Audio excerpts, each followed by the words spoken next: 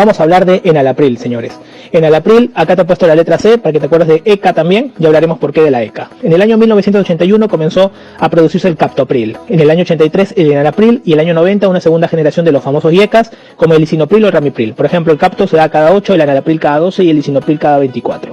¿Cuál es el mecanismo de acción del fármaco? Básicamente disminuye la presión arterial por un bloqueo que se da a las ECAs. ¿Qué cosa es eso? Vamos a vértelo en dibujito, muy bonito como te gusta. Recordemos lo siguiente, eliminación. Una vez que tú ingieres el fármaco, prácticamente ya sea con o sin alimentos, da igual, a una hora más o menos el 60% se absorbe. Y aquí ocurre algo interesante. Llega al hígado y ocurre una transformación. El enalapril, termina en pril, acuérdate, tiene un tiempo de vida media menos de 2 horas. Por efecto del hígado, se transforma a enalaprilato, y este es el que se va a mantener más tiempo en sangre, teniendo un tiempo más o menos de 12 horas, por eso que el fármaco se da cada 12 horas. Luego se va a eliminar por la vía renal en el 80%. Importante, dentro de los mecanismos, ¿cómo funciona esto? El hígado produce el angiotensinógeno, una proteína gigante. Esta proteína está en la sangre y va a venir la renina, que es producida por el riñón, cuando hay situaciones, por ejemplo, cuando disminuye la presión, en este caso el riñón va a producir la renina. El angiotensinógeno es prácticamente convertido gracias a la renina en angiotensina 1. Vía importante para que me entiendas cómo va a actuar todo esto. La angiotensina 1 va a pasar por el pulmón. Y en el pulmón, en las células endoteliales, se producen las ECAs o enzimas convertidoras de angiotensina. Estas ECAs producen la angiotensina 1, la transforman en angiotensina 2. Y acá aparece algo. Esta angiotensina 2, mírala, tiene cara de mala. Es el Voldemort. ¿Por qué pongo Voldemort? Porque hace 3 cosas fundamentalmente. Vasoconstricción, aumento proliferativo de algunas células y libera algunos, básicamente, neurohormonas que van a permitir hacer todos estos cambios de aumento de presión arterial. Y esto aumenta la mortalidad. Por eso, acuérdate de Voldemort, el malo. ¿Ok? Para aquellos los fans de Harry Potter. Bueno, en este caso la angiotensina 2, ¿qué hace normalmente? Mira, la angiotensina 2 llega a la célula, se mete este receptor de angiotensina 2 y tiene esto. Por ejemplo, en los vasos sanguíneos va a permitir que, mira el tamaño que eran, ahora disminuyen. Eso se llama vasoconstricción. Aparte, aumentan las células del músculo liso. Todo esto genera un aumento de la resistencia vascular periférica. Ya saben ustedes que en la fórmula universal, presión arterial es igual a gasto cardíaco por resistencia vascular periférica. Si aumentamos la resistencia vascular periférica, lógicamente aumentaremos la presión arterial. Entonces este mecanismo permite aumentar la presión arterial.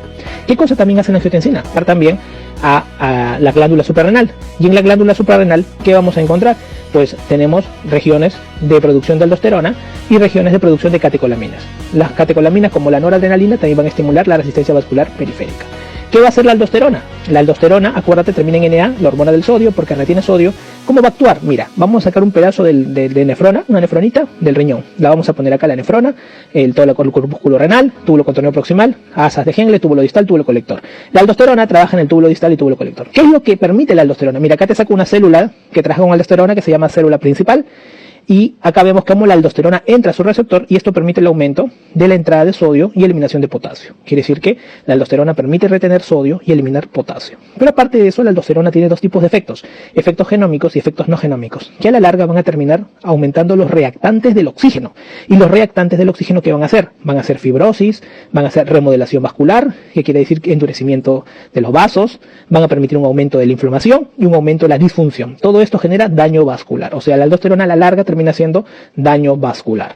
Por otra parte, también vamos a ver que este receptor de angiotensina 2, que hace también en algunos lugares, como por ejemplo el cerebro. En el cerebro es el famoso SAS. ¿Por qué SAS? Porque aumenta la sed. Si aumenta la sed, aumenta el agua, aumenta la presión. Aumenta la liberación de hormona antidiurética, o sea, quiere decir que es la hormona responsable de tratar de retener agua y reabsorber agua, ¿ok? En el túbulo colector medular. Y también estimula a la vía simpática, aumentando la frecuencia cardíaca y por lo tanto la presión arterial. El SAS, acuérdate. Entonces todo esto hace la angiotensina 2. Oiga doctor, ¿y usted por qué me explica la angiotensina 2? ¿Quién te dije que permitía transformar la angiotensina 2? Esto, la ECA. La ECA venía y la transformaba la angiotensina 1 a la angiotensina 2. ¿Y qué pasa si te digo que el enalapril bloquea la ECA?